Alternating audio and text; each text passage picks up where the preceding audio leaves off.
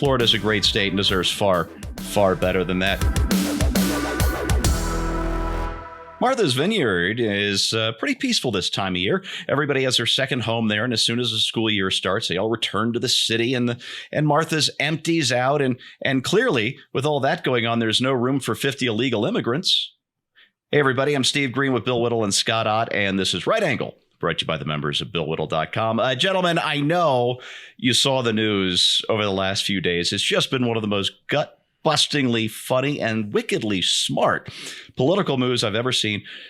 Florida Governor Ron DeSantis, who has had at least 70 plane loads of illegal aliens sent to his state by President Joe Biden, returned the favor by sending a busload of illegal immigrants to very ritzy Martha's Vineyard.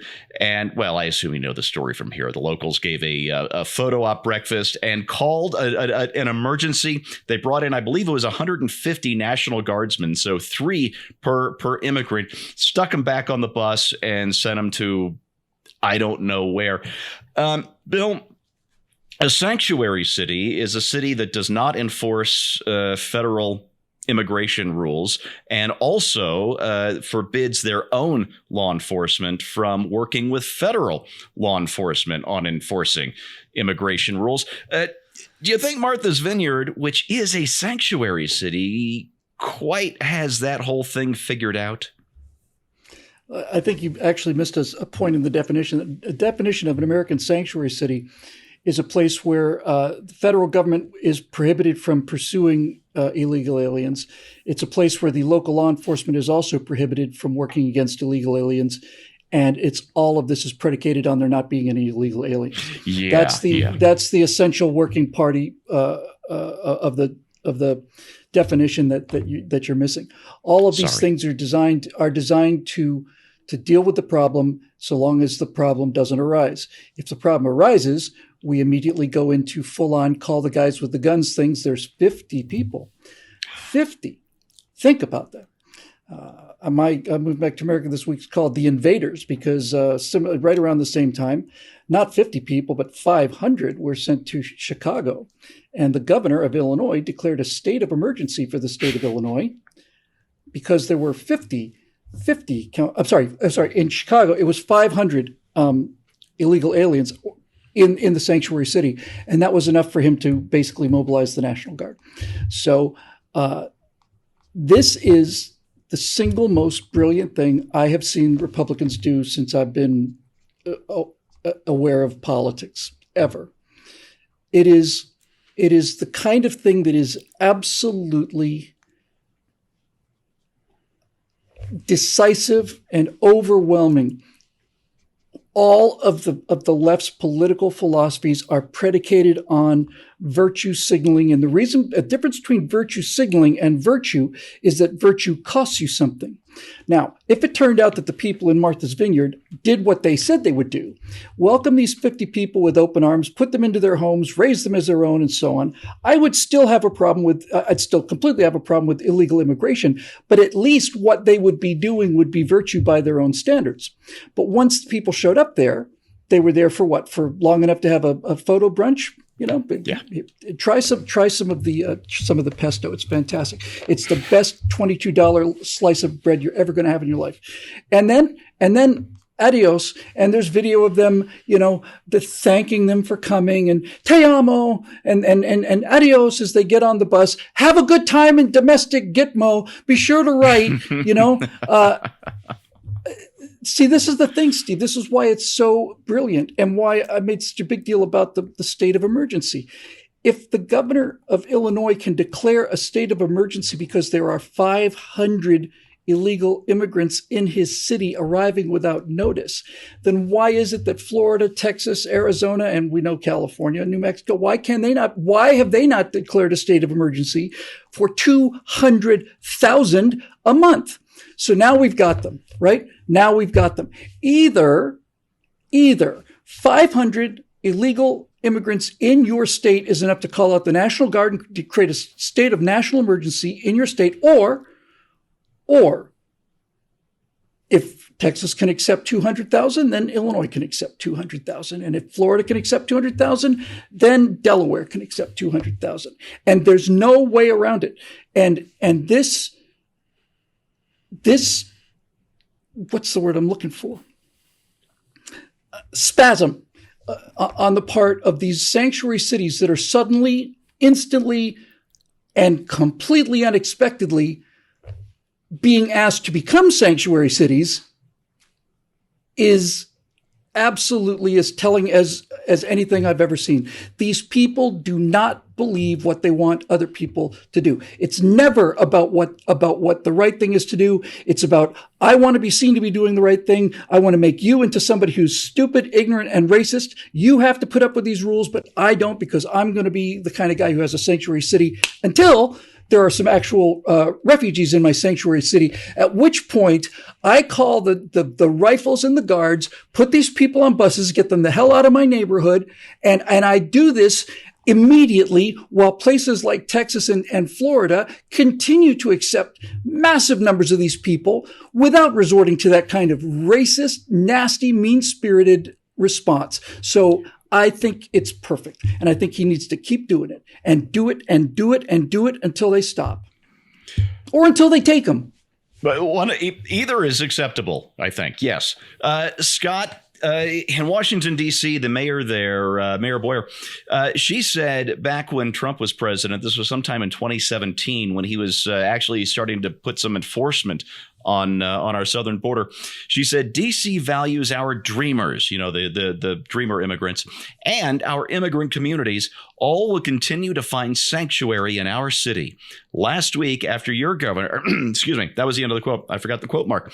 Scott, last week, after your governor, Greg Abbott, sent a couple of busloads of immigrants to Washington, D.C. I think it was 100, maybe 200 in total. Here is what Mayor Boyer had to say. We're not a border town. We don't have an infrastructure to handle this type of a level of immigration to our city. We're not Texas. Does Texas have the infrastructure, or the border states in aggregate have the infrastructure to deal with, as Bill correctly pointed out, 200,000 illegal immigrants each month?